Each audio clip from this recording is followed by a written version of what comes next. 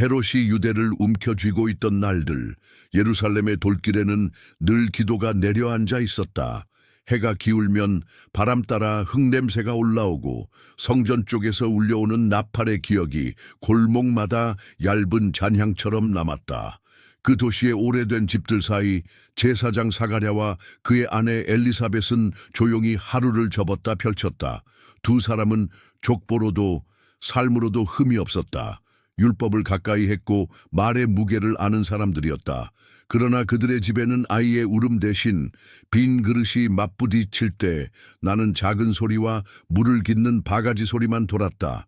누군가는 축복을 헤아리려면 집 안에 발자국 수를 세어보라 했지만 이 집의 마당에는 항상 두 사람이 내는 발자국만 선명했다. 밤이면 엘리사벳은 등잔불 앞에서 조용히 손을 모았다. 눈가에 잡히는 잔주름이 해마다 깊어졌지만 그녀의 마음은 굳이 이유를 묻지 않았다. 주여 기억하소서. 그 한마디가 그녀의 긴 숨이었다. 사가랴 역시 기도를 아끼지 않았다. 그러나 오래된 기다림은 때때로 사람의 마음을 닳게 한다. 축복의 가능성을 계산하는 습관이 생기고 기도의 끝에 붙던 혹시가 어느새 임의로 굳어간다. 그래도 두 사람은 서로를 다독였고 약속의 하나님을 입술로 불렀다. 믿음은 몸에 익은 옷처럼 그들을 감싸고 있었으나 안쪽 어딘가에는 설명되지 않는 공허가 늘 그늘로 남았다. 아비야 반열이 성소를 섬길 차례가 되던 아침, 사가랴는 동료들과 함께 성전으로 올랐다. 돌계단은 수백 년의 발자국을 기억하고 있는 듯 반들거렸다. 제비가 뽑혔고 분향의 임무가 그의 손 위에 가만히 내려앉았다.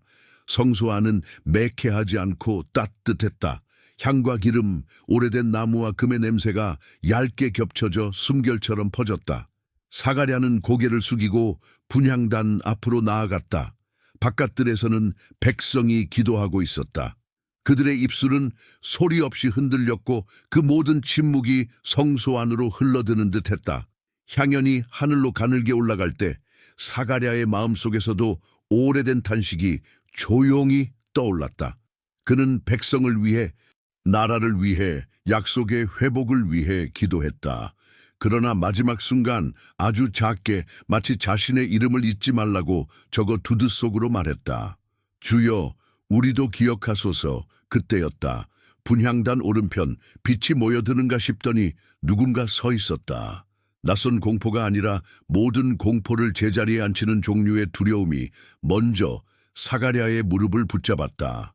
그 존재의 얼굴은 낯설지 않게 느껴졌고 눈빛은 사람의 시간을 이해하는 듯 깊었다. 사가랴여, 두려워하지 말라.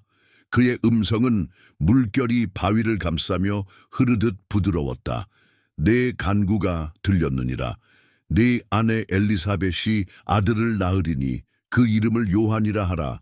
그는 주 앞에서 큰 자가 될 것이요 포도주와 독주를 마시지 않을 것이며 태에서부터 성령의 충만함을 입으리라.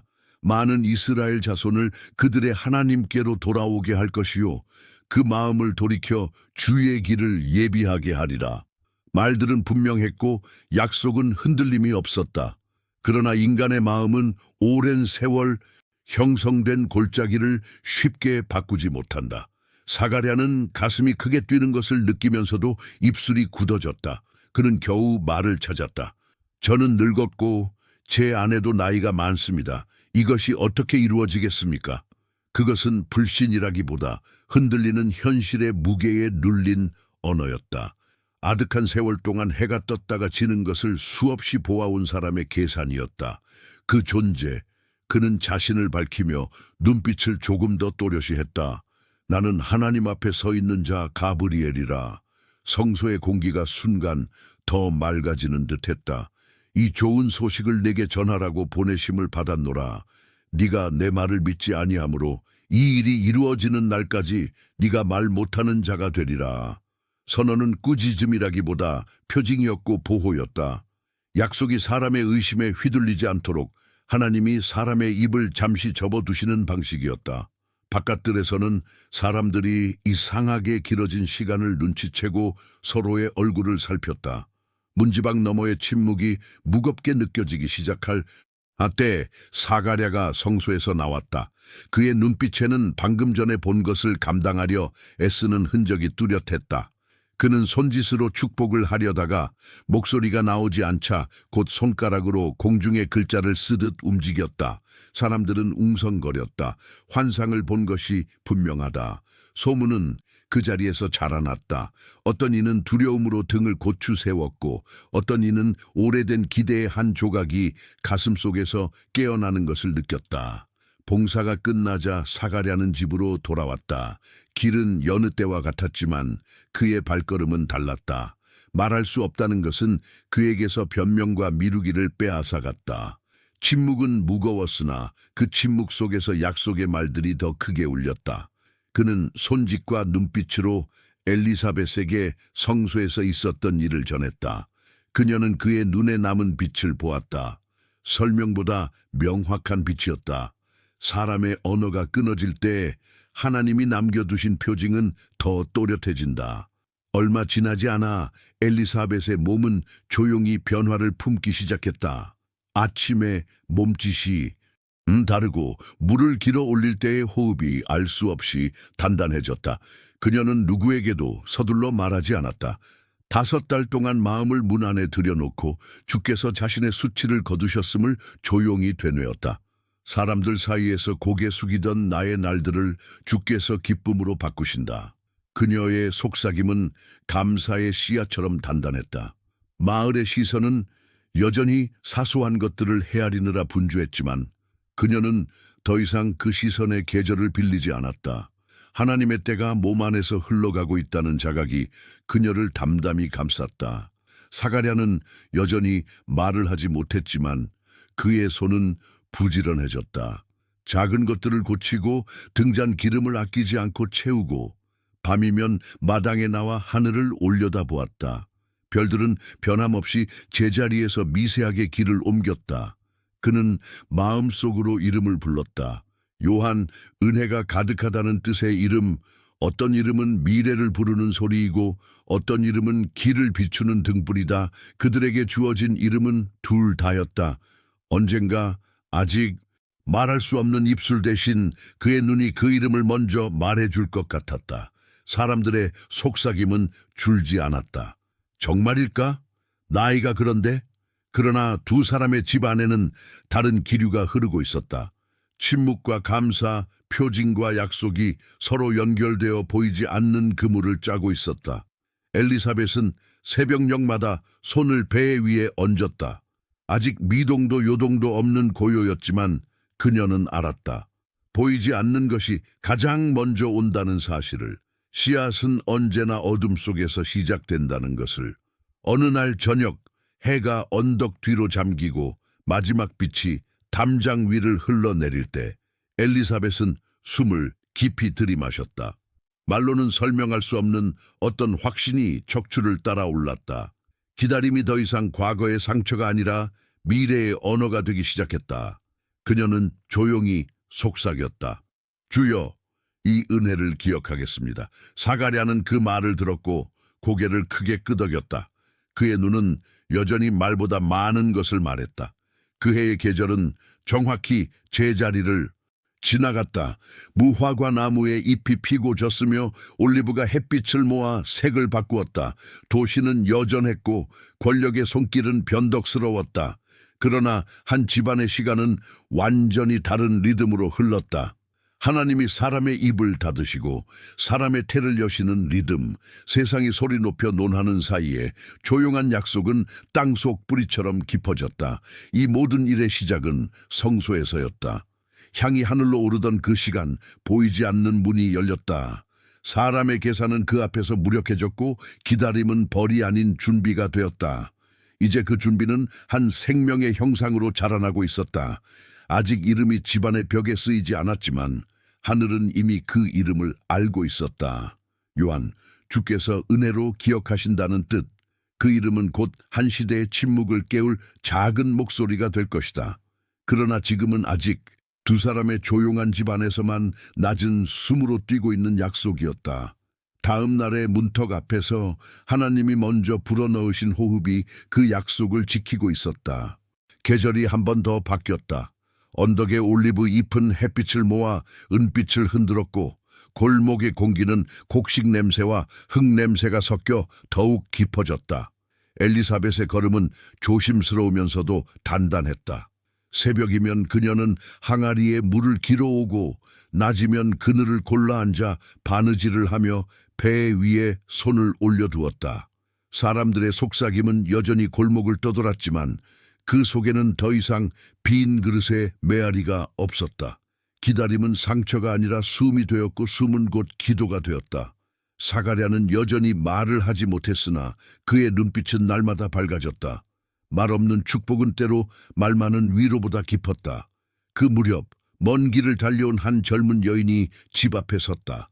햇빛과 먼지를 함께 안고선 그녀의 얼굴에는 기이한 평안이 머물렀다. 마리아였다. 인사 한마디를 건네는 순간 엘리사벳의 태 안에서 아이가 힘차게 뛰었다.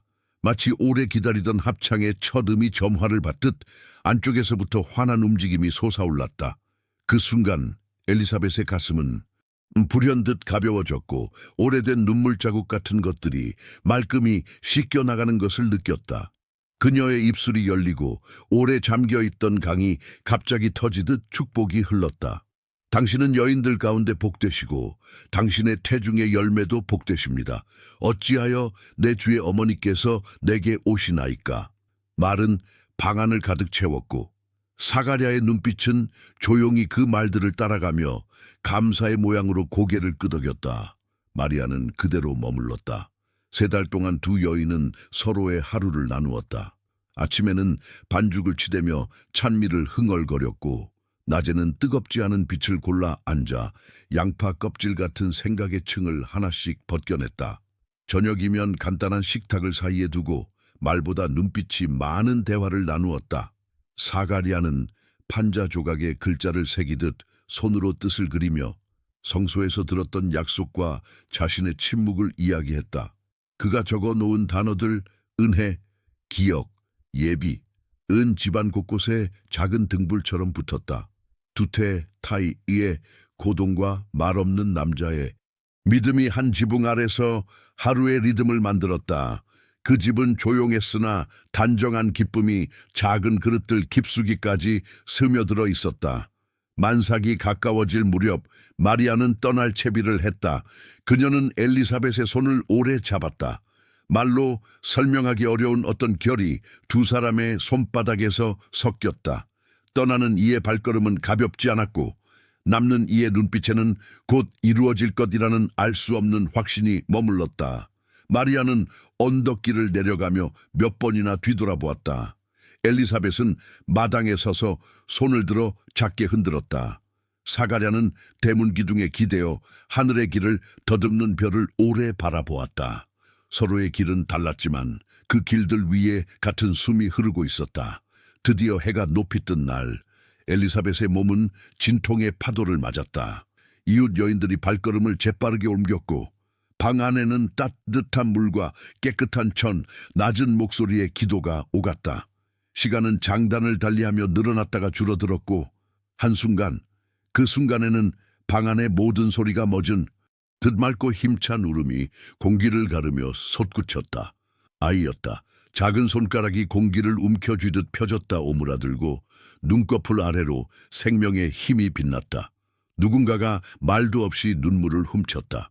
오랫동안 어깨를 낮게 숙이고 다니던 집안에 가장 먼저 고개를 드는 목소리가 태어났다. 기쁨은 외치지 않아도 방의 모서리까지 차오르는 법이었다. 소문은 금세 골목을 타고 번졌다. 주께서 이 집에 큰 자비를 베푸셨다. 사람들은 떡과 기름을 들고 찾아왔고 웃음과 놀라움이 번갈아 얼굴을 채웠다. 아이가 가진 평안은 곁에선 이들의 호흡까지도 고르게 만들어 주었다. 사가랴는 아이를 안고 한참 동안 움직이지 않았다. 침묵의 해 동안 닫혀있던 문이 아이의 천으로 서서히 열리는 느낌이었다. 그의 손은 덜덜 떨렸으나 그 떨림은 두려움이 아니라 경외의 리듬이었다. 여드렛 날 관례대로 아이에게 표징을 새길 시간이 왔다.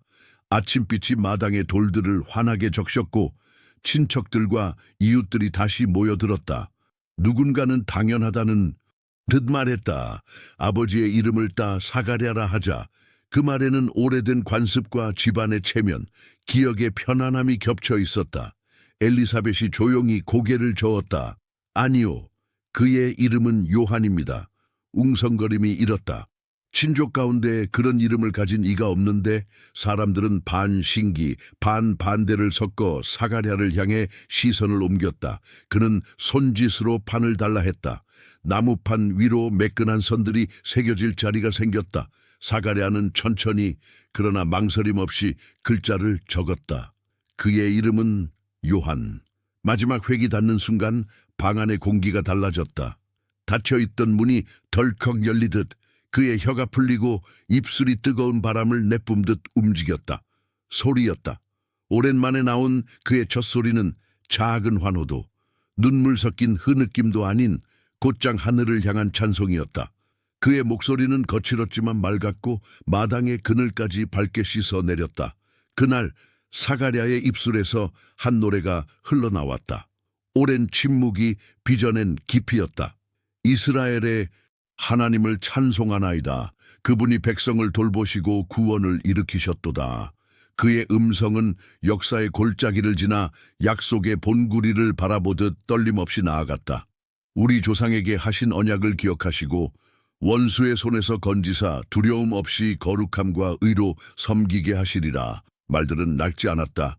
마치 오늘 처음 주어진 빛처럼 방 안의 벽을 환히 비추었다. 그리고 그는 아이를 내려다보며 아버지의 음성으로 그러나 선지자의 어조로 조용히 덧붙였다. 아가야, 너는 지극히 높으신 이의 선지자라 불릴 것이다.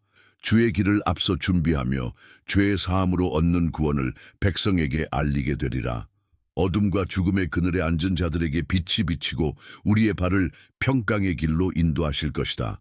사람들은 숨을 고르며 그 말을 들었다. 누군가는 손을 모았고 누군가는 눈을 감았다. 아이의 이름은 그 순간 한 집안의 기쁨을 넘어 한 시대의 희망을 불러오는 소리가 되었다. 잔치가 파하고 저녁이 내려앉자 동네는 다시 제자리로 돌아갔다. 그러나 사람들의 마음은 그대로 돌아가지 못했다. 이 아이가 과연 어떤 사람이 될까? 질문은 두려움이 아니라 기대로 발걸음을 늦추게 했다. 집으로 돌아가는 길에 누군가는 아이의 이름을 한 번 더 불러보았다. 요한, 주께서 은혜로 기억하신다는 뜻. 그 이름은 혀끝에서 금세 기도로 바뀌었다. 이름이 곧 길이 되는 때가 있다. 그날이 그러했다. 밤이 깊어지자 엘리사벳은 아이를 품에 안고 느린 자장가를 불렀다. 말보다 따뜻한 숨보다 더 오래 남는 손길이 아이의 이마를 스쳤다. 사가랴는 등잔불을 조금 낮추었다가 다시 올리고 문지방을 넘어 마당으로 나와 하늘을 올려다보았다. 별들은 여전히 제자리를 지켰다. 그러나 그의 가슴에는 새로운 별자리가 그려지고 있었다. 요한, 그는 낮게 불렀다. 그 이름을 부를 때마다 성소에서 들려온 음성이 다시 살아났다. 약속은 먼 하늘의 말이 아니라 지금 이 집에서 숨쉬는 생명이었다. 그 밤 아이는 조용히 잠들었고 집안의 공기는 맑았다. 말할 수 없던 날들이 끝났듯 헤아릴 수 없는 날들이 시작되고 있었다. 축복은 이제 문턱을 넘어 골목으로, 골목을 넘어 언덕으로, 언덕을 넘어 사람들의 마음으로 흘러갈 것이다. 그러나 아직은 모든 것이 한 집의 그늘 아래서 잔잔하게 자라고 있었다. 이름은 주어졌고 노래는 불렸으며 표징은 분명해졌다. 다음 날에 빛이 오기 전 두 사람은 같은 기도로 서로를 바라보았다. 주여, 이 은혜를 지키소서. 그리고 그 기도는 아이의 작은 숨결에 맞춰 조용히 박동했다. 세월은 집 안의 그릇들을 닳게 할 정도로 흘렀다. 사람들은 사가랴의 집을 약속이 지나간 자리라 부르던 습관을 어느새 잊었고 그 집은 다시 조용한 일상의 리듬을 회복했다. 아이는 곧게 자랐다. 요한이 마당의 그늘에서 돌멩이를 모아 탑을 쌓을 때면 엘리사벳은 멀지 않은 자리에서 빵 반죽을 치대며 아이의 숨결을 들었다. 아무 말 못하던 세월을 지나 다시 노래를 얻은 사가랴는 저녁마다 등잔불 곁에서 율법과 예언서를 더듬어 읽어주었다. 그의 목소리는 깊었고 단어마다 오랜 침묵의 기름이 스으며 있었다.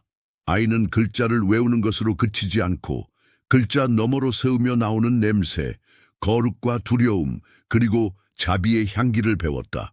소년이 되자 요한의 눈은 자주 언덕 너머를 바라보았다. 성전의 흰 돌들이 태양을 부딪혀 번쩍거릴 때 그는 그 빛의 아름다움과 동시에 사람들의 마음에 드리운 그늘을 보았다.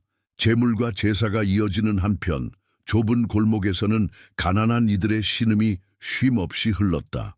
의식의 순수함과 일상의 상처 사이에 놓인 깊은 틈, 그 틈을 어찌 메울 수 있을지 소년은 밤마다 가만히 눈을 감고 숨을 고르곤 했다. 숨을 길게 내쉬면 어머니의 심장 같은 리듬이 그의 귓속에서 멀고도 분명하게 울렸다. 기다림은 때로 사람의 귀를 여는 법이었다. 그는 도시의 북적거림보다 들판의 바람을 더 좋아했다. 양떼가 남긴 발자국을 따라가면 땅은 더 거칠어지고 소리는 더 적어졌다. 바람이 얕아지고 해가 낮아질수록 마음속의 소음도 잦아들었다. 해질 무렵에 붉은 공기가 언덕을 비스듬히 타고 내려오면 그는 작게 입술을 열어 자신도 모르게 기도를 흘렸다. 주여 길을 여소서. 그 말은 누군가에게 들려주기 위한 소리가 아니라 자신을 향한 다짐 같았다. 오래된 약속이 누군가의 삶을 통해 길이 되려면 먼저 그 사람의 마음에서 길이 되어야 한다는 것을 그는 막연히 알았다. 청년의 어깨가 잡초를 헤치며 자리를 찾을 즈음 집안의 시간도 또 한 번의 구비를 돌았다. 노년의 부모는 더 깊은 침묵 속으로 걸어 들어갔고 요한은 그 침묵이 어떤 종류의 축복인지 알았다. 말을 아끼는 법, 기다림을 푸른 잎처럼 가꾸는 법, 작은 물동이를 채워도 결코 급히 달리지 않는 법.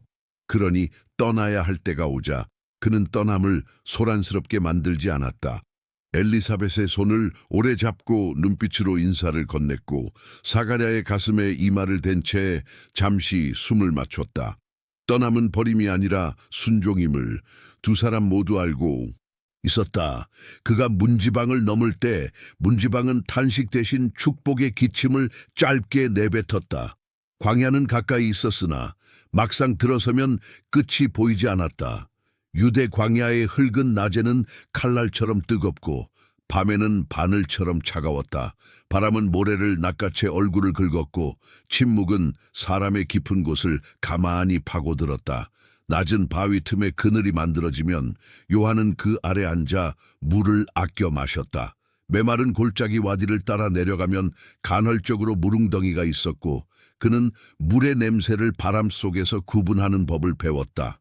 빵 대신 메뚜기를 잡아 불에 그을려 먹었고 들꿀을 찾을 때면 손가락에 남은 단맛을 오래 핥았다.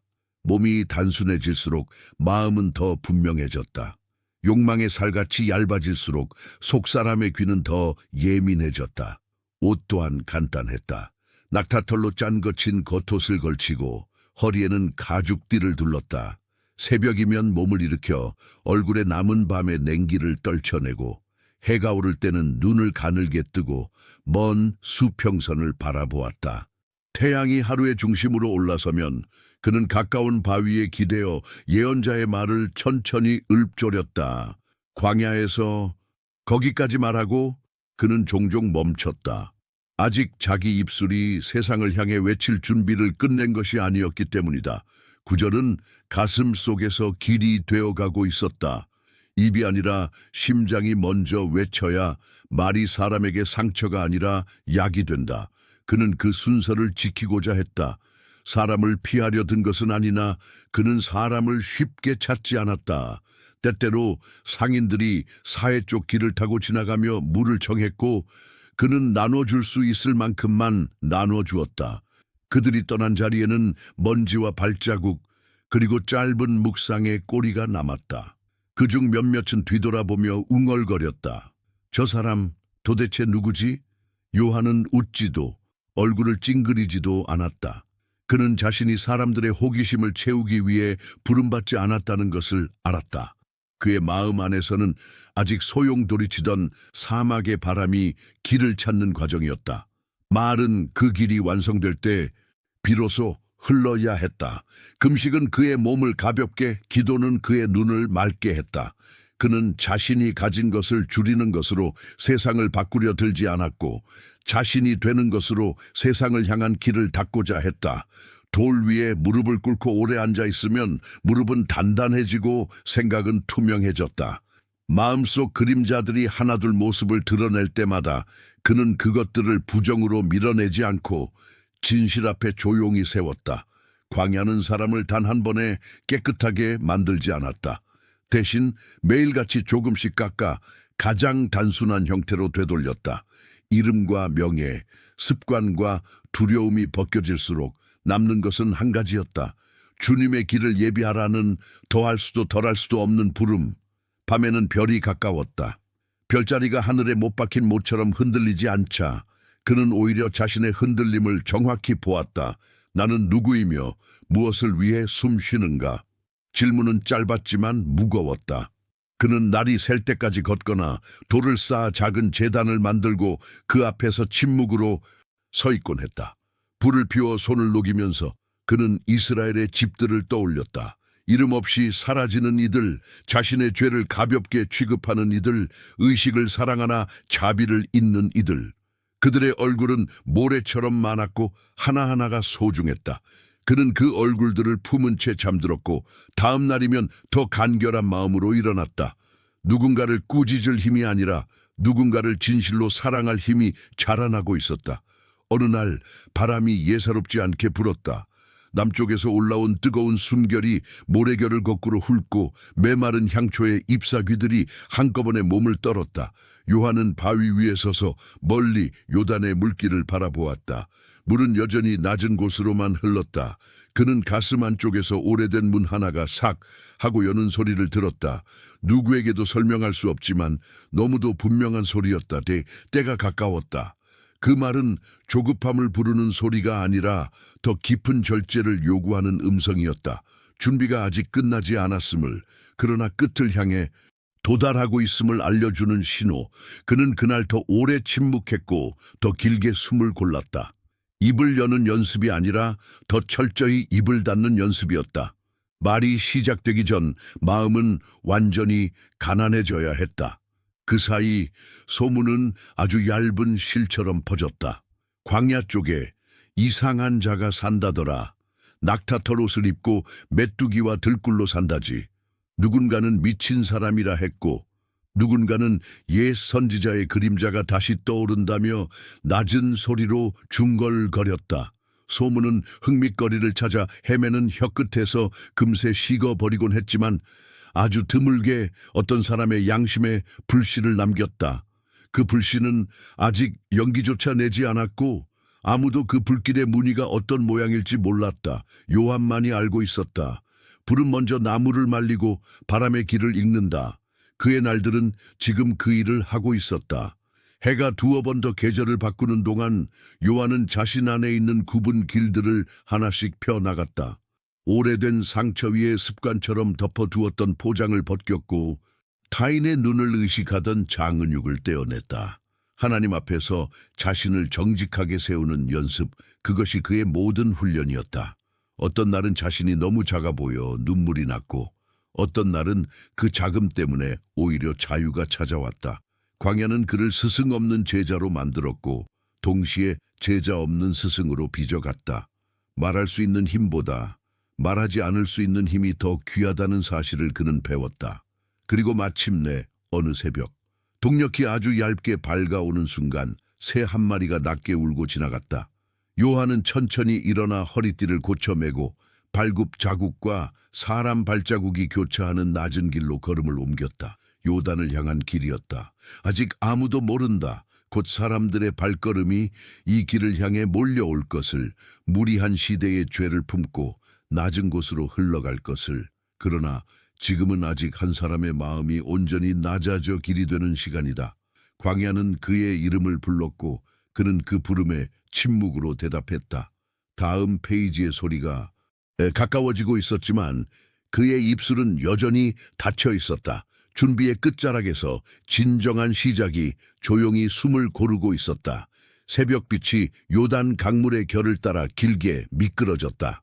밤새 식은 돌들은 차갑게 숨을 쉬었고 갈대들은 바람의 방향을 바꿀 때마다 얇은 손짓으로 물결을 만졌다. 요한은 물가에 서 있었다. 발목까지 차오른 물이 한 번씩 그의 종아리를 스치고 지나가면 마음속 오래된 기도가 흔들리지 않는 횃불처럼 더 또렷해졌다. 그는 숨을 길게 들이마셨다. 오늘 입을 열어야 했다. 광야에서 준비된 말이 이제 강가에서 길이 될 차례였다. 해가 언덕 위로 올라오자 먼지에 꼬리를 달고 사람들이 모여들기 시작했다. 농부의 손, 장인의 굳은 살, 어머니의 조용한 눈빛, 군인의 단단한 어깨, 세리에 굳어있는 턱선, 서로 다른 삶의 무게가 한 물가로 이어졌다. 누군가는 호기심으로, 누군가는 절망으로, 누군가는 도무지 설명할 수 없는 부름 때문에 발걸음을 옮겼다. 발자국들이 물가의 모래 위에서 서로의 흔적을 겹치자 낮은 웅성거림이 강표면에 닿아 부서졌다. 요한은 그들 앞에서 잠시 침묵했다. 말이 먼저가 아니었다. 눈을 들어 하늘을 짧게 바라보고 다시 사람들의 얼굴을 훑었다.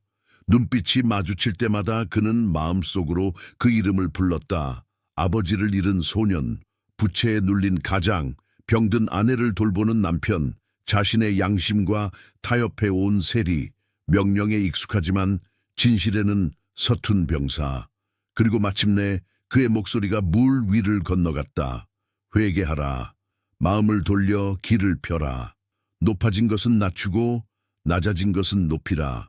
굽은 길을 곧게 하고 거친 길을 평탄하게 하라. 말은 꾸짖음으로 떨어지지 않고 상처의 가장자리를 찾아가 부드럽게 눌렀다. 사람들의 어깨가 조금씩 내려앉았다. 어떤 이는 눈을 감았고 어떤 이는 두 손을 편 채 가만히 떨었다.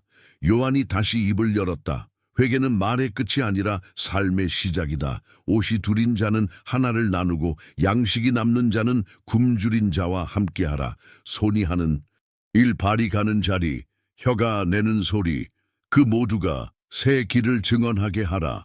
물가의 앞줄에서 누군가 떨리는 목소리로 물었다. 그러면 우리는 무엇을 해야 합니까? 얼굴에는 오래 미뤄둔 질문의 그늘이 비쳤다. 요한은 그 사람을 바라보며 고개를 천천히 끄덕였다. 지금 가지고 있는 것으로 누군가의 오늘을 살려라. 내일의 언젠가가 아니라 오늘의 지금으로. 너의 곳간에 남은 한 움큼으로 이웃의 빈 그릇을 채워라. 내 손이 움켜진 만큼 마음은 더욱 비어간다. 노을 때에야 비로소 찬다. 그 말이 끝나자 사람들 사이로 길이 열리듯 또 다른 이가 앞으로 나왔다. 세금 징수인의 짧은 망설임이 눈썹에 걸려 있었다. 선생이여, 저는 세리입니다.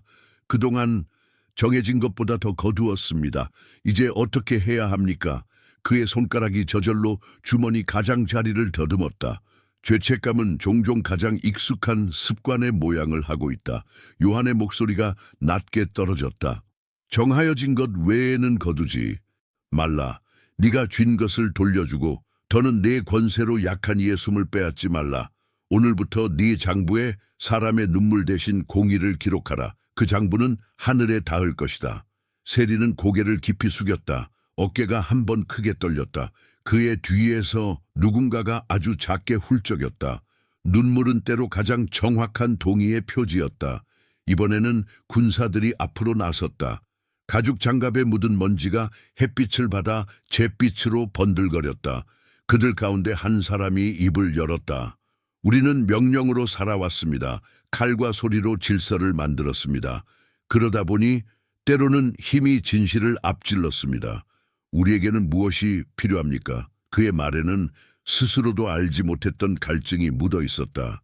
사람에게 강탈하지 말고 거짓으로 고발하지 말며 너희가 받는 급료로 만족하라. 요한은 단어 사이를 넓게 두었다. 두려움으로 질서를 만들지 말라. 진실로 평화를 지켜라. 칼은 억누를 수는 있어도 바꾸지는 못한다. 그러나 양심은 스스로를 바꾼다. 너희의 힘이 누군가를 눌러 울게 하지 말고 쓰러진 자를 일으켜 세워 숨 쉬게 하라. 물가의 공기가 달라졌다. 누군가는 허리의 칼집을 무의식적으로 만지다 말고 손을 내려놓았다. 또 누군가는 호주머니에서 동전 몇 잎을 꺼내 한동안 바라보다가 뒤줄의 노파손에 조심스레 쥐어주었다. 변화는 선언으로 끝나지 않았다. 아주 작은 동작들, 고개를 숙이는 일, 먼저 손을 내미는 일, 말끝을 누그러뜨리는 일, 그날 물가에서 도미노처럼 이어졌다. 회개는 방향을 틀어서는 발걸음이었고 그래서 반드시 먼지와 함께 일어났다. 요한은 사람들을 물가로 이끌었다. 그는 하나씩 이름을 확인하듯 눈빛으로 그들을 맞았다. 너의 죄를 내 입술로 인정하라. 네가 숨겨놓은 것을 빛으로 나오게 하라. 그러면 물이 너를 감싸고 지나갈 때 어제의 네가 오늘의 내 안에서 죽고 새로운 숨이 너를 세울 것이다. 사람들은 물속으로 한 발 또 한 발 들어갔다.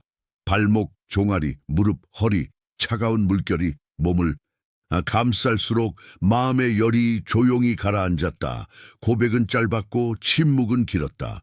요한의 손이 머리 위로 얹히고 몸이 물속으로 잠겼다가 다시 떠오를 때 사람들의 눈가에서 오래 묵은 그림자가 떨어져 나갔다. 그날 여러 사람이 물을 지나갔다. 누군가는 눈물로, 누군가는 마른 입술로, 또 누군가는 떨리는 미소로 강에서 나왔다. 물방울이 이마에서 떨어져 모래 위에 작은 원을 그리면 그 원은 금세 사라졌다. 그러나 사라진 것은 모양뿐이었다. 보이지 않는 원은 그들의 집으로, 일터로, 시장의 분주함 속으로, 밤의 정막 속으로 퍼져나갔다. 어떤 이는 집에 돌아가 오래 미뤄둔 사과를 했다. 어떤 이는 장부를 꺼내 잘못된 숫자를 지웠다. 또 어떤 이는 창고의 문을 열어 이웃의 그릇을 불렀다. 강가에서 시작된 일은 강가에 머물지 않았다. 회개의 물결은 언제나 낮은 곳으로 그리고 더 낮은 곳으로 흘렀다. 한낮이 지나자 사람들의 질문은 더 구체적이 되었다. 내 남편은 거칠고 내 아들은 방황합니다. 그런 집에서 나는 어디서부터 시작해야 합니까? 요한은 잠시 눈을 감았다. 뜨고 말했다. 너로부터 오늘 너의 말 한마디를 바꾸라. 허리의 무게를 상대에게 싣지 말고 네 어깨로 먼저 받쳐라. 그 한마디, 그 한 번의 침묵, 그 한 번의 손짓이 내 일의 방향을 바꾼다. 다른 이가 물었다. 나는 실패했습니다. 여러 번 결심했지만 번번이 무너졌습니다. 요한은 고개를 저지 않았다. 넘어진 자리에 표식을 세우라. 거기서 다시 시작하라. 하나님은 네가 무너지지 않는 사람을 찾지 않으신다. 넘어질 때마다 진실로 일어서는 사람을 찾으신다. 해가 기울 무렵 바람이 강가를 쓰다듬었다. 물 위에 빛이 길게 늘어져 사람들의 얼굴에 노을 같은 평온을 덧칠했다. 요한의 손은 물 냄새를 가득 머금고 있었고 그의 팔은 기분 좋은 피로로 무거워졌다. 그는 물가에 남아 조용히 기도했다. 주여, 이들의 결심이 밤의 두려움 속에서도 꺼지지 않게 하소서. 눈에 보이는 변화가 아니라 보이지 않는 중심이 먼저 바뀌게 하소서. 이들이 내 말을 따르지 않고 주의 마음을 따르게 하소서. 사람들은 저마다의 속도로 흩어졌다. 그러나 흩어짐은 곧 퍼짐이었다. 시장길에서는 흥정의 목소리가 낮아졌고 한 집에서는 밥상이 조금 더 넓어졌다. 군영에서는 거친 농담이 절제되었고 세관에서는 동전의 무게가 달라졌다. 누구도 큰 소리로 선언하지 않았지만 물가에서 시작된 이야기들이 각자의 방에서 조용히 이어졌다. 강가의 갈대가 밤바람에 흔들릴 때 희미한 노래가 들렸다. 노래라기보다 마음이 새로운 박자를 익히는 소리였다. 그날 마지막 사람을 물에서 올려 세운 뒤 요한은 한동안 강을 바라보았다. 물은 여전히 낮은 곳으로만 흘렀다. 그는 그 단순한 진실에 감사했다. 사람의 마음도 그렇게 흐를 수 있다면 교만에서 겸손으로, 자기 중심에서 사랑으로, 두려움에서 평강으로 강은 길이 되고 길은 빛을 부를 것이다. 그는 모래 위에 발자국을 남기며 천천히 물가를 떠났다. 뒤에서 젖은 모래가 그의 발 모양을 천천히 지웠다. 그러나 오늘의 발걸음이 만든 길은 지워지지 않았다. 누구도 모르는 사이에 첫 번째 회개의 물결이 이미 땅속 깊이 새우며들어 내일의 뿌리를 적시고 있었다. 밤이 내리고 별이 뜨자 강 표면에 작고 고른 은빛이 떠올랐다. 요한은 멀지 않은 바위에 기대 앉아 조용히 숨을 고르며 눈을 감았다. 사람들의 얼굴이 하나씩 떠오르고 다시 물 위의 원처럼 잦아들었다. 그는 자신에게 말했다. 내가 한 일은 물에 잠그는 것뿐, 그들의 마음을 일으키시는 분은 하나님이시다. 그 깨달음은 무거운 짐을 가볍게 만들었다. 내일도 물은 낮은 곳으로 흐를 것이고 사람들은 또다시 강가를 찾아올 것이다. 아직 대결의 날은 오지 않았다. 지금은 오직 길을 펴는 시간, 사람들 안에 굽은 길을 곧게 하고 거친 마음을 평탄케 하는 오래 그러나 올바른 시간이었다. 요단의 물결이 낮은 곳을 찾아 흐르던 날들, 물가에는 이전과는 다른 발자국이 찍히기 시작했다. 이번에는 호기심 많은 장정도, 떨리는 손의 과부도, 무거운 장부를 든 세리도 아니었다. 옷자락에 주름이 지나치게 반듯하고 머리 장식이 유난히 딱딱한 사람들, 바리새인과 사두개인들이었다. 그들의 걸음은 모래 위에서도 흉내내기 어려운 기세를 풍겼다. 누군가가 낮게 속삭였다. 예루살렘에서 사람들이 내려왔대. 바람은 그 말 끝을 잡아 끌고 갈대숲에 걸었다. 그들이 물가의 사람들 사이를 가르며 앞으로 섰다. 기도문을 외울 때의 점잖은 억양과 눈빛을 고정하는 훈련된 습관이 동시에 보였다. 요한은 잠시 그들을 바라보았다. 햇빛이 칼날처럼 반사되어 그들의 허리띠를 스쳤다. 그는 마음속으로 조용히 숨을 골랐다. 이 만남은 피할 일이 아니라 지나야 할 길이었다. 하늘이 길을 펴실 때는 먼저 굽은 곳을 드러내 보여주시기 마련이었다. 요한이 한 걸음 나섰다. 그의 목소리는 물과 흙, 바람과 불, 그 모든 자연의 질감이 섞인 소리였다. 독사의 자식들아, 물가의 공기가 즉시 팽팽해졌다. 사람들의 눈이 크게 떠졌고 아이는 어머니의 손을 더 꽉 잡았다. 그러나 그의 다음 말은 단순한 분노가 아니라 분별의 칼을 들고 있었다. 다가오는 진노를 누가 너희에게 피하라 하더냐? 회개에 합당한 열매를 맺어라. 바리새인 중 하나가 미세하게 눈썹을 치켜 올렸다. 우리는 율법을 사랑하며 조상들의 규례를 지켜왔다. 아브라함이 우리의 아버지다. 그 약속 위에 서 있는 자를 누가 흔들겠는가? 그의 말은 격렬하지 않았으나 말끝마다 오래된 특권에 매끄러운 윤기가 묻어났다. 요한의 눈이 흔들림 없이 그를 꿰뚫었다. 그는 발치에 돌 하나를 들어 손바닥 위에 올려놓았다. 햇빛이 둥근 표면을 스치며 작은 눈부심을 만들었다. 하나님은 능히 이 돌들로도 아브라함의 자손을 일으키실 수 있다. 그의 손에서 돌이 천천히 모래로 내려앉았다. 혈통의 언어로는 하늘의 마음을 번역할 수 없다. 하늘이 찾으시는 것은 유산의 자랑이 아니라 오늘의 순종이다. 사두개인들이 너그럽지 않은 미소를 지었다. 그중 한 명이 앞으로 나섰다.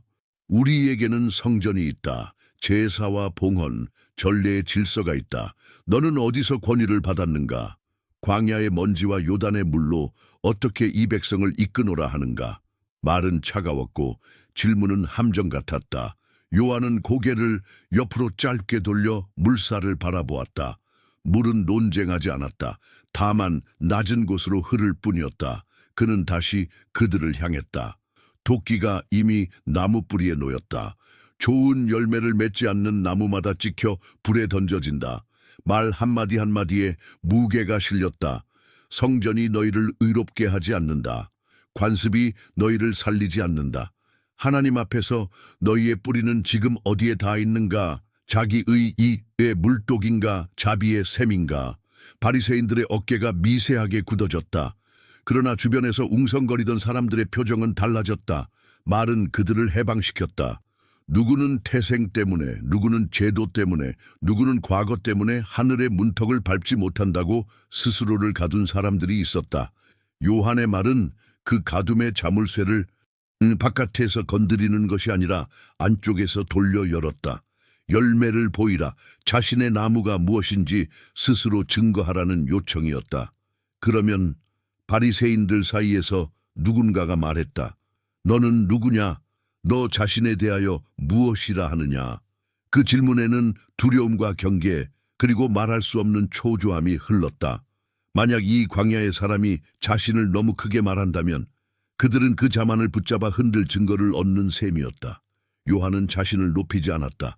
나는 광야에서 외치는 자의 소리다. 길을 준비하라. 주의 길을 곧게 하라. 사람들의 눈빛이 그의 입술을 따라가다가 이내 그 너머를 바라보기 시작했다. 소리는 길을 알리되 길이 되지는 않는다. 그는 그 진실을 누구보다 먼저 뼈에 새겨 배웠다. 나는 물로 너희를 세례한다. 요한의 시선이 사람들 사이를 천천히 훑었다.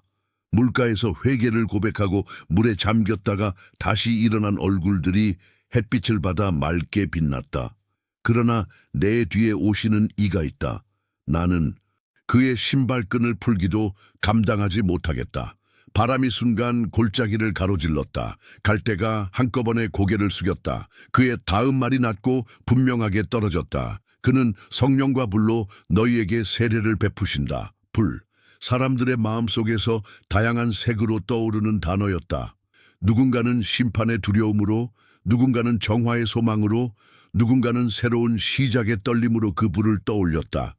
요한은 불을 위협으로만 말하지 않았다. 그의 손에 키가 있고 그는 자기의 타작 마당을 깨끗이 하실 것이다. 알곡은 곳간에 모으고 쭉정이는 꺼지지 않는 불에 태우신다. 분별의 행위, 사랑의 정리, 진실의 청소, 하늘의 불은 파괴만을 위해 오지 않는다. 참된 것을 지키기 위해 거짓을 태운다. 굽은 것을 펴기 위해 얽힌 것을 풀기 위해 온다. 바리새인이 다시 반문했다. 정녕 그 불이 우리에게도 필요하다고 말하는가? 그의 말에는 자존심보다 피로가 더 깊게 묻어 있었다. 오랫동안 자신의 의로 자신을 태워왔던 자들의 피로. 요한은 그의 눈을 피하지 않았다. 누구에게나 필요하다. 내게도. 그의 인정은 칼날이 아니었다. 같은 병을 앓는 자의 목소리는 방어를 낮춘다. 너희가 칼로 단단히 지켜온 경계선 위에 하나님은 다리를 놓으실 것이다. 그 다리는 회개와 자비로 세워지고 진리와 겸손으로 난간이 붙을 것이다. 그 다리를 건너지 못하게 막는 자는 결국 자신부터 고립될 것이다. 물가의 대기는 다시 바뀌었다. 몇몇 바리새인이 눈길을 아래로 떨구었다. 말이 쉽지 않았다. 누군가가 조용히 입술을 달싹였지만 소리는 나오지 않았다. 그들 가운데 한 사람이 마침내 말했다. 우리도 물을 받아야 하겠는가? 질문은 낮았고 진심은 높았다. 요한은 그 사람을 오래 바라보지 않았다. 비밀스러운 굴복을 군중의 시선으로 몰아쓰지 않기 위해서였다. 그는 곧바로 물가로 손짓했다. 오라, 이름 대신 마음을 내라. 칭호 대신 양심을 내라. 그날 다른 날과 닮았지만 다른 일이 일어났다. 율법을 지켜 온 손이 물속에서 떨었다. 전례를 사랑해 온 입술이 죄를 고백했다. 규례의 순결만으로는 닿지 못했던 곳, 하나님 앞에 중심이 물 위로 올랐다가 다시 깊이 잠겼다. 강물은 차가웠지만 그들의 얼굴에는 이상하리만큼 따뜻한 빛이 돌았다.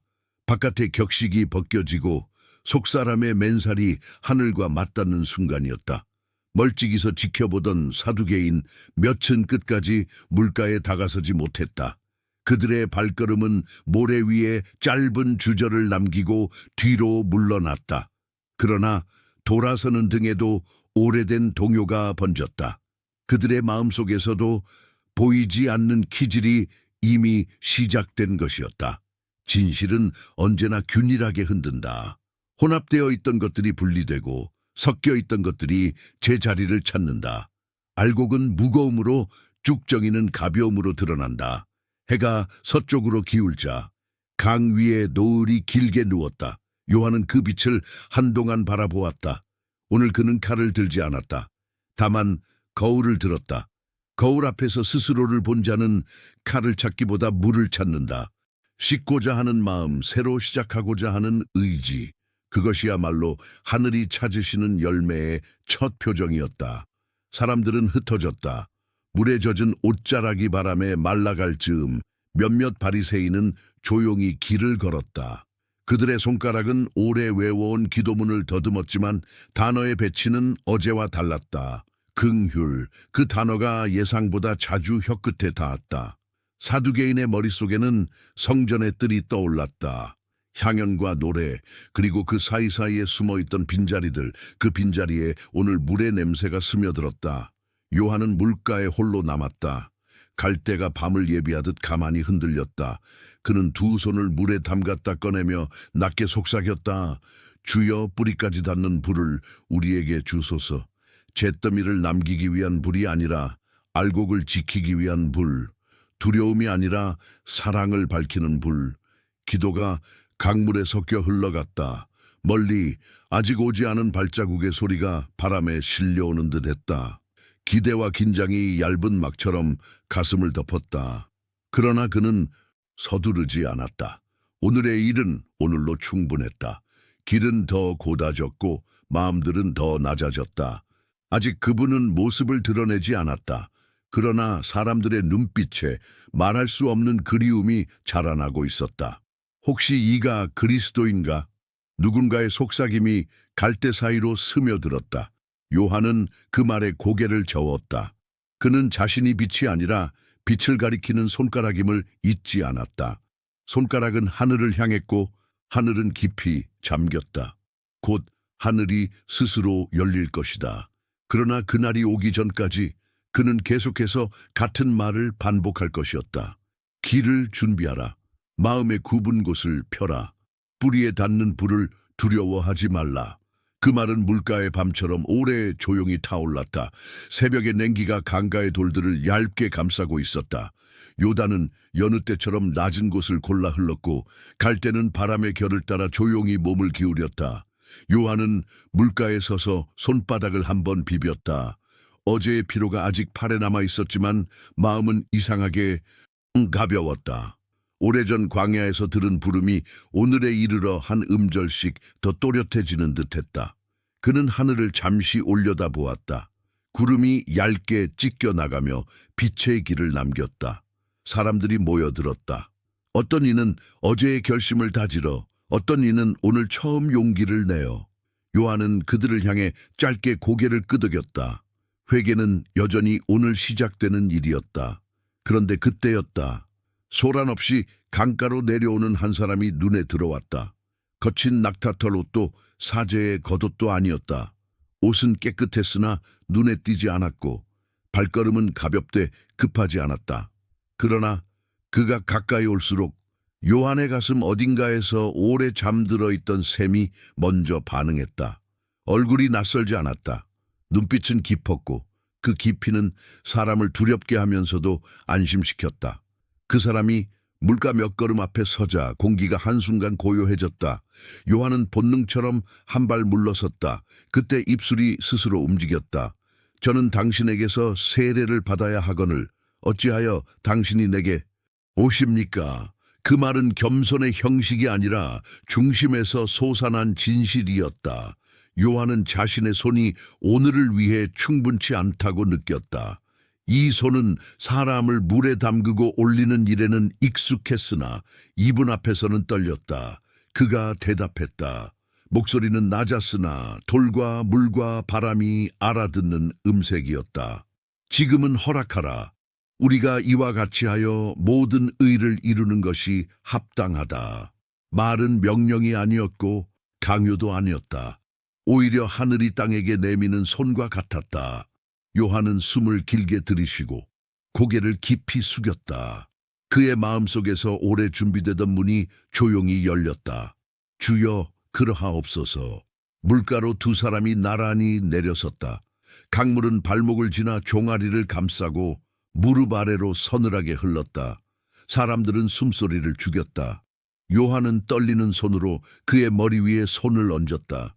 손끝에서 지금까지 많은 이들의 죄 고백을 받던 기억이 순식간에 스쳐 지나갔다.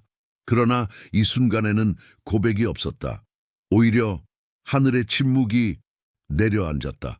요한은 조용히 그를 물속으로 인도했다. 물이 몸을 덮는 순간 강가에 있던 시간을 지배하던 소음, 속삭임, 마른 기침, 갈대의 스침, 이 마치 물속으로 빨려 들어가듯 사라졌다. 그가 물에서 올라오자 빛이 강 위에서 각도를 바꿨다. 누구도 손으로 찢지 않았지만 하늘이 스스로 열렸다. 귓가에서 설명할 수 없는 얇은 소리가 났다. 바위 틈으로 스며드는 첫 빛이 바위를 깨우는 소리처럼. 그리고 무엇인가가 비둘기와 같이, 그러나 비둘기가 아닌 방식으로 부드럽게 그의 위에 머물렀다. 내려옴은 다흠이었고 다흠은 거주였다. 바람이 잦아들고 공기가 맑아졌다. 물방울이 그의 머리카락에서 떨어져 모래 위에 동그라미를 그릴 때 그 동그라미 안으로도 빛이 들어왔다. 그때 소리가 있었다. 위에서, 그러나 멀지 않았다. 멀리서 울린 천둥이 골짜기를 타고 온 것이 아니요, 사람이 만든 악기가 낼 수 있는 음색도 아니었다. 이는 내 사랑하는 아들이요 내 기뻐하는 자라. 말은 하늘에 문턱에서 흘러내려 사람들의 귓뿐 아니라 심장에 먼저 닿았다. 누군가는 본능적으로 무릎을 꿇었고 누군가는 어찌할 바를 몰라 양손을 가슴 위에 얹었다. 어떤 이들은 눈물을 흘렸고 또 어떤 이들은 입술을 열었지만 말이 나오지 않았다. 아이가 어머니의 옷자락을 더 세게 잡았고 노인은 지팡이를 더 꼭 움켜쥐었다. 모든 것이 분명했고 그래서 아무 설명도 필요하지 않았다. 요한은 그 앞에서 더 낮아졌다. 그의 안에서 광야의 오랜 시간 동안 다져놓은 한 문장이 조용히 자리 잡았다. 그분이 더 커지시고 나는 더 작아질 것이다. 소리를 내어 말하지 않았지만 그의 몸짓과 눈빛이 그 고백을 충분히 말했다. 그는 손을 모아 가슴 가까이 가져갔다. 그의 손은 이제 길잡이의 손에서 증인의 손으로 바뀌고 있었다. 물로 사람을 일으키던 손이 이제 빛이 임하시는 것을 가리키는 손이 되었다. 사람들은 서로의 얼굴을 바라보았다. 조금 전까지 요한에게 묻던 질문들이 나는 무엇을 해야 합니까? 정의란 무엇입니까? 잠시 자리를 비켜주었다. 그들의 시선은 물 위에 서 있는 그분에게 모였다. 그분은 누구의 칭호도 필요 없었고 스스로 소개하지도 않았다. 빛이 소개했고 하늘이 증언했다. 요한은 그 장면을 마음속 깊은 곳에 새겼다. 광야에서 수없이 연습한 침묵이 지금 제자리를 찾았다. 물에서 올라온 그분은 주변을 둘러보거나 사람들의 반응을 확인하지 않았다. 오히려 조용히 물가를 걸어 나왔다. 요한은 길을 비켜섰다. 그분이 지나갈 길을 넓히기 위해서가 아니라 자신이 더 이상 그 길의 중심이 아님을 인정하기 위해서였다. 발자국이 젖은 모래 위에 찍혔다가 곧 사라졌다. 그러나 그 사라짐은 흔적의 부재가 아니라 마음에 새겨지는 방식의 변화였다. 오늘 하늘은 강가에서 사람들의 중심으로 옮겨 앉았다. 잠시의 침묵 뒤에 속삭임이 돌아왔다. 들었는가? 봤는가? 각자의 언어로 같은 것을 나누려 했으나 말은 경험을 다 담지 못했다. 그럼에도 사람들의 얼굴에는 의심보다 평안이 더 많았다. 회개로 비워둔 빈자리에 사랑의 선언이 들어왔다. 어떤 이는 손등에 남은 물기를 바라보다가 갑자기 자신이 가벼워졌음을 깨달았다. 마치 오래 짊어졌던 돌을 내려놓은 듯했다. 다른 이는 집으로 돌아가며 마음속으로 짧은 노래를 흥얼거렸다. 그 노래는 가사가 없이도 뜻을 전하는 종류의 노래였다. 요한에게로 몇 사람이 다가왔다. 그들은 여전히 요한을 선생이라 불렀다. 지금 우리가 본 것은 무엇입니까? 요한은 그들의 기대를 자신에게 묶어두려 하지 않았다. 그는 손끝으로 하늘을 가리켰다가 다시 물을 가리켰다. 하늘이 증언하셨다. 나는 물로 너희를 준비시켰을 뿐이다. 그는 말을 멈추고 조용히 덧붙였다. 신랑은 그분이시다. 나는 그분의 목소리를 듣고 기뻐하는 친구일 뿐. 사람들은 고개를 끄덕였다. 비유는 낯설지 않았고 의미는 선명했다. 기쁨은 중심이 바뀌는 자리에서 생긴다. 자신에게서 그분께로. 해는 점차 높아졌고 빛은 강물 위에서 더 잘게 부서졌다. 몇몇은 천천히 집으로 향했고 몇몇은 물가에 남아 조용히 앉았다. 요한은 숨을 고르며 물결을 바라보았다. 오늘 이전의 물과 오늘 이후의 물은 같은 물이었다. 그러나 오늘 물은 하늘의 말을 들었다. 그는 마음속으로 감사의 짧은 기도를 드렸다. 주여, 오늘 이 강에 임하신 당신의 증언이 이들의 삶 속에서도 빛처럼 머물게 하소서. 그분은 이미 멀지 않은 곳으로 걸어 나가고 있었다. 사람들은 그를 쫓아가려 하지 않았다. 이상하게도 급함이 사라졌다. 각자에게 주어진 오늘의 길이 있었다. 요한은 물가에 홀로 남아 강 위에 들이운 빗줄기를 오래 바라보았다. 다시 갈대를 스치는 바람 소리가 돌아왔다. 그러나 그 소리 위로 더 깊은 침묵이 앉아 있었다. 하늘이 열릴 때 땅의 침묵은 더 깊어진다. 그 침묵은 두려움이 아니라 확신의 형태였다. 그날 이후로 요한의 말은 달라지지 않았다. 여전히 그는 회개를 말했고 여전히 굽은 길을 펴라고 선언했다. 다만 그의 손짓은 변했다. 손끝이 가리키는 방향이 분명해졌다. 사람들은 그의 눈빛에서 이상한 평안을 보았다. 그는 이제 스스로 중심에 서려 애쓰지 않았다. 중심은 이미 정해졌고 그 중심이 사람들 가운데 오셨기 때문이다. 저녁 무렵 빛이 낮아져 물결의 모서리에 금빛이 걸릴 때 요한은 마지막으로 물에 손을 담갔다. 물은 여전히 낮은 곳으로만 흘렀다. 그는 미소를 아주 작게 지었다. 낮아지는 길이야말로 빛이 머무는 자리임을 오늘 하늘이 친히 가르쳐 주었기 때문이다. 하늘은 닫히지 않았다. 닫힐 이유가 없었다. 이미 열렸고 열림은 이제 사람들의 심장으로 옮겨갔다. 강은 흘렀고 그 흐름 위로 밤이 조용히 내려앉았다. 다음 날의 발걸음은 아직 시작되지 않았지만 시작을 위한 빛은 이미 충분했다. 요단의 물결이 한동안 더 조용히 흘렀다. 강가의 발자국은 줄지 않았지만 그 발걸음 위에 얇은 불안이 얹혔다. 사람들 사이를 파고드는 소문 때문이었다. 헤롯이 분노했다. 그의 집안일을 꾸짖은 까닭이다. 어느 날 해가 기울 무렵 군사들의 그림자가 물가의 갈대 사이로 길게 드리워졌다. 쇠붙이의 마찰음이 바람보다 먼저 도착했다. 요한은 그 소리를 듣고도 서두르지 않았다. 그는 물 위를 한 번 더 바라보고 손바닥에 물기를 천천히 털어냈다. 누군가가 그의 옷자락을 움켜쥐었고 누군가는 도망칠 길을 재빨리 눈으로 그렸다. 요한은 고개를 저었다. 길은 도망이 아니라 순종으로 열린다. 그의 낮은 말이 두려움의 등을 손바닥으로 누르듯 가라앉혔다. 군사들이 다가왔다. 헤롯의 명이다. 그들의 음성은 딱딱했고 어깨는 두꺼웠다. 그러나 그들의 눈동자 깊은 곳에는 설명하기 어려운 주저가 잠깐 흔들렸다.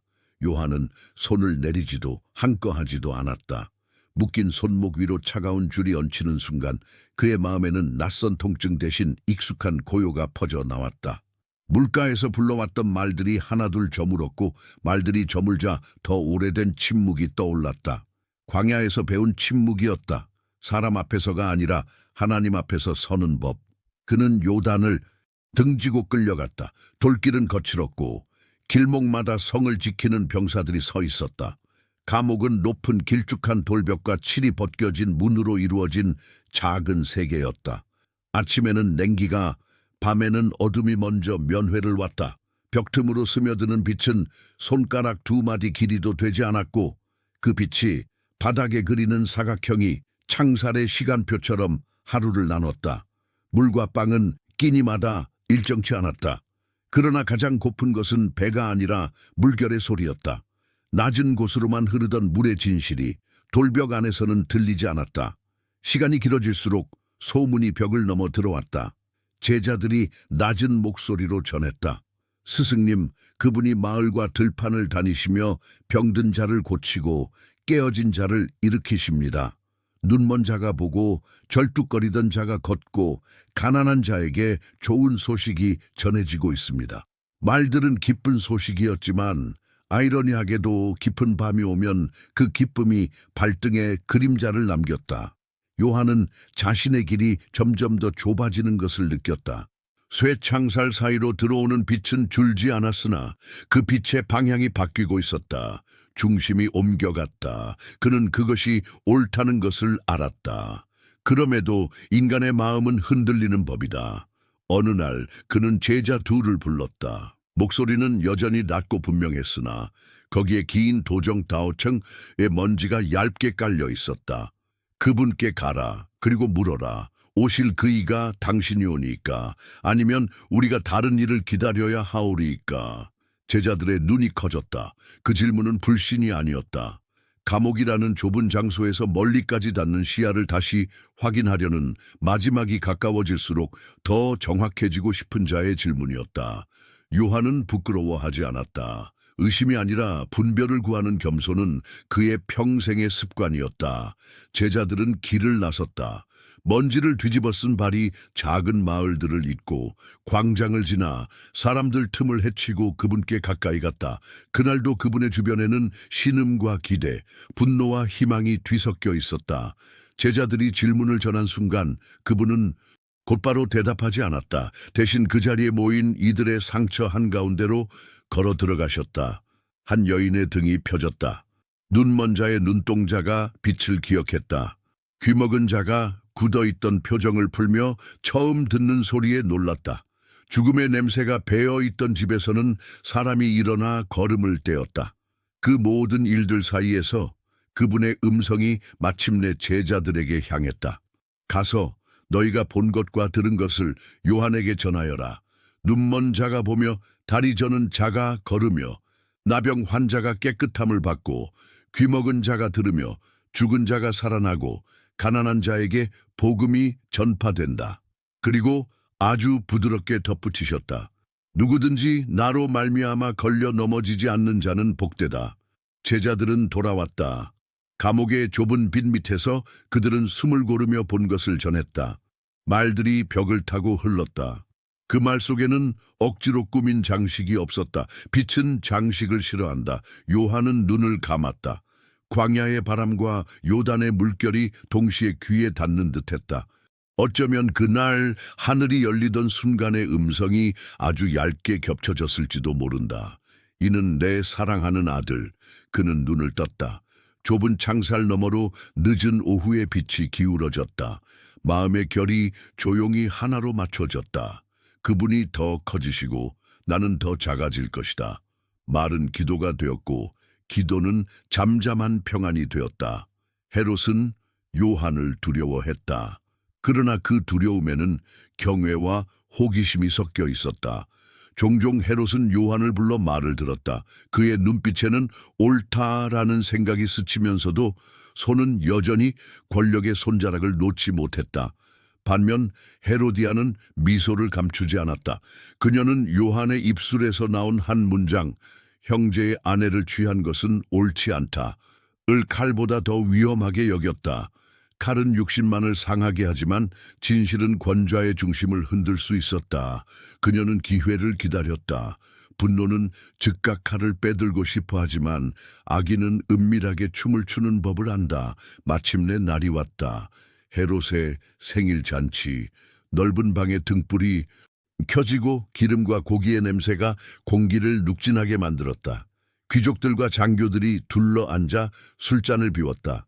웃음소리는 높았고 음악은 빠르게 흘렀다. 그때 한 소녀가 들어와 춤을 추었다.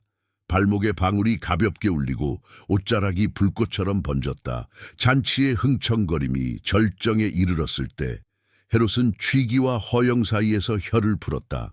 원하는 것을 구하라. 내 나라의 절반이라도 주겠다.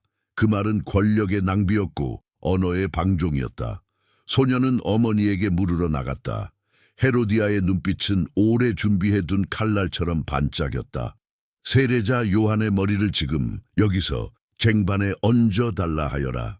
소녀가 돌아와 요청을 입 밖에 내는 순간 잔치의 음악이 어딘가 삐걱거리는 소리를 냈다. 헤롯의 얼굴에서 술 기운이 절반쯤 흘러내렸다. 그는 괴로웠다. 그러나 맹세와 손님들의 눈이 그를 붙잡았다. 권력이 자신을 묶어버리는 밤이었다. 그는 경호대장에게 고개를 끄덕였다. 조용한 명령 하나가 복도를 가르고 감옥으로 향했다. 감옥의 공기는 더 차가워진 듯했다. 발걸음 소리가 계단을 내려와 문 앞에서 멈췄다. 요한은 일어나 앉았다. 문이 열렸다.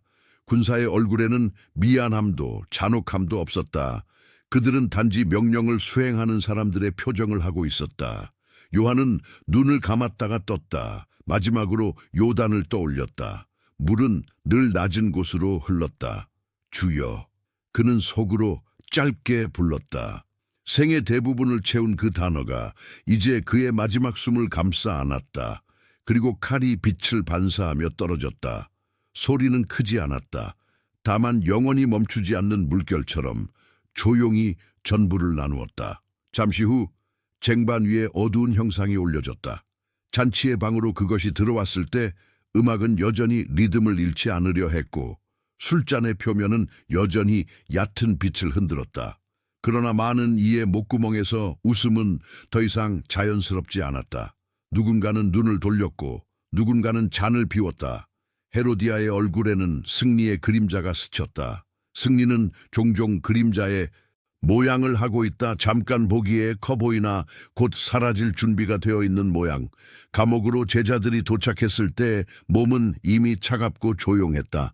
그들은 떨리는 손으로 스승의 몸을 씻기고 수의를 둘렀다. 한 명은 울음을 터뜨리려다 입술을 물어 피가 배어 나왔다. 다른 한 명은 스승님, 당신의 말대로 길을 펴겠습니다.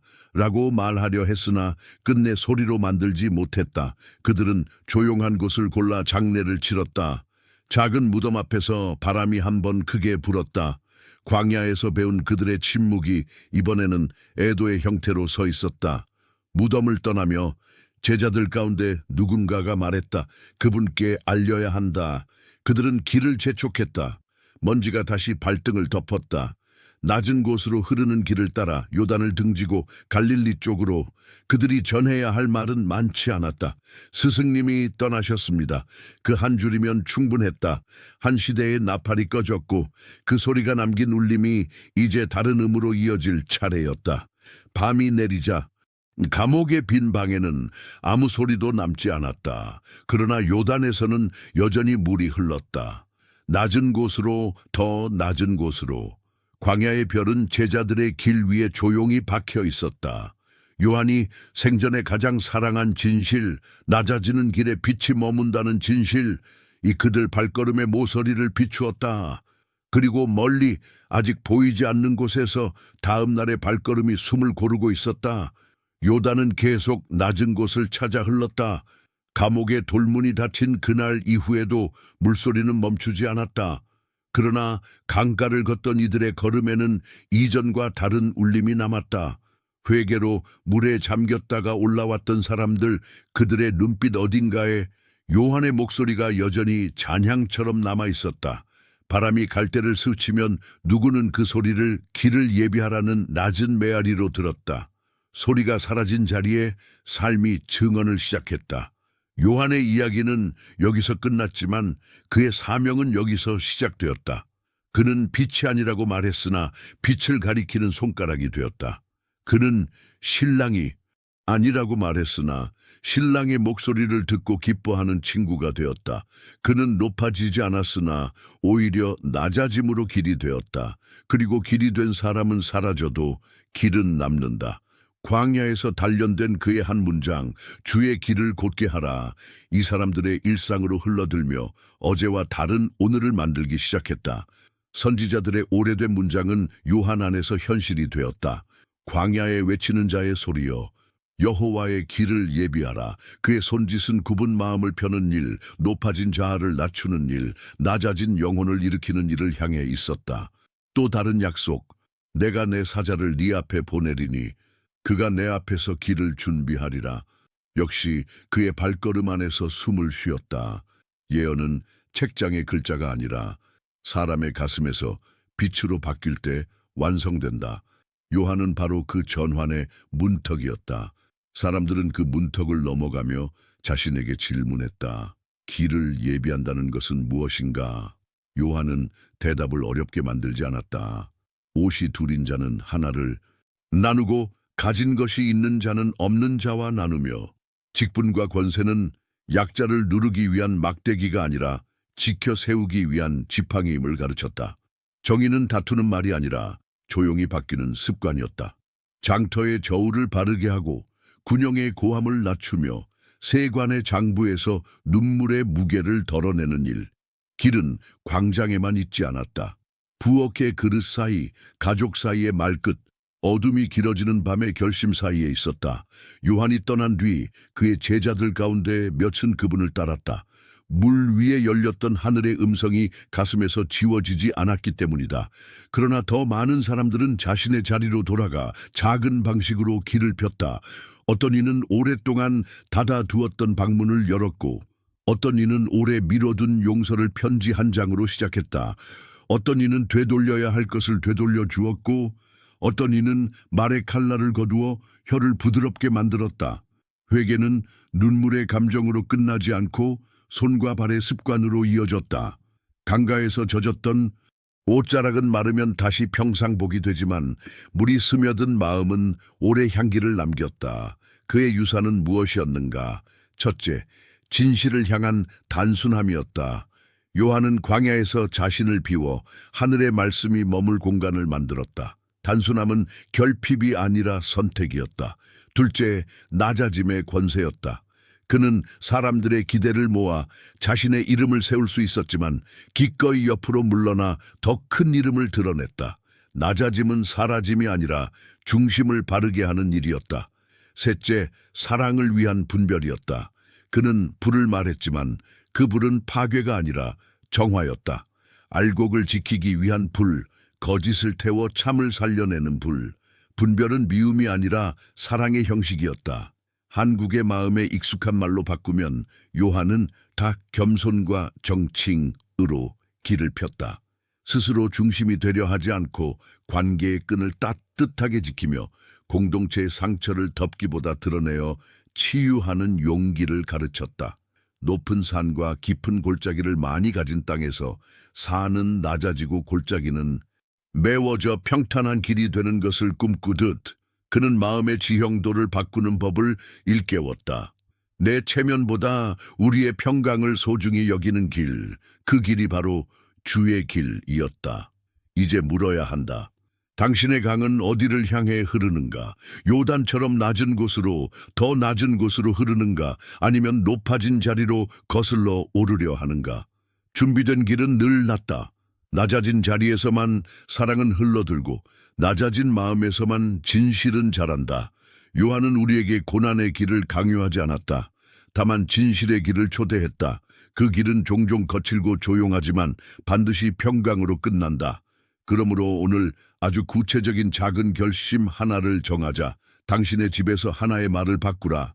비난의 문장 하나를 덜고 감사의 문장 하나를 더하라. 당신의 일터에서 하나의 습관을 바꾸라. 눈치와 관행이 허용하던 불의를 멈추고 공평을 선택하라. 당신의 공동체에서 하나의 문을 열라. 오래 닫혀있던 방문을 두드리고 기다리던 사람의 이름을 먼저 불러라. 이 작은 길들이 모여 큰 길이 된다. 길은 선언으로가 아니라 발걸음으로 완성된다. 혹시 마음 한구석에 한 해낸처럼 오래 남은 상처가 있다면 그것을 감추는 힘으로 버티지 말고 빛으로 가져오라. 요한의 물은 쓰러진 이를 더 낮추기 위한 물이 아니었다. 더럽혀진 이를 깨끗게 하고 묶인 이를 풀어주는 물이었다. 오늘 당신의 상처를 빛으로 가져오라. 나는 괜찮다는 체면 대신 나는 회복이 필요하다는 진실을 선택하라. 그 순간 하늘은 다시 열린다. 하늘은 늘 진실 위에 열리기 때문이다. 마지막으로 요한이 우리에게 남긴 가장 큰 초대는 메타노이아, 마음의 방향 전환. 다 과거의 죄책이나 실패에 머물지 말고 오늘의 방향을 바꾸라. 하나님은 완벽한 사람을 찾지 않으신다. 넘어져도 다시 일어서는 사람, 그 한 사람을 부르신다. 당신의 이름이 그 부르심에 응답하는 이름이 되기를. 강은 이미 흐르고 길은 이미 시작되었다. 이제 남은 것은 당신의 발걸음이다. 이 장의 끝에서 당신을 조용히 초대한다. 지금 자리에서 눈을 감고 짧게 기도하라. 주님, 제 마음의 굽은 길을 곧게 하소서. 높아진 곳을 낮추고 낮아진 곳을 일으키소서. 진실로 회개하게 하시고 사랑으로 살게 하소서. 오늘 저의 집과 일터와 공동체에서 당신의 길을 한 걸음 펴게 하소서. 아멘. 요한의 등불은 꺼졌지만 길은 남아 당신을 기다린다. 이제 당신의 내일이 주의 길이 되라. 그리고 그 길 위에서 하늘은 다시 열릴 것이다.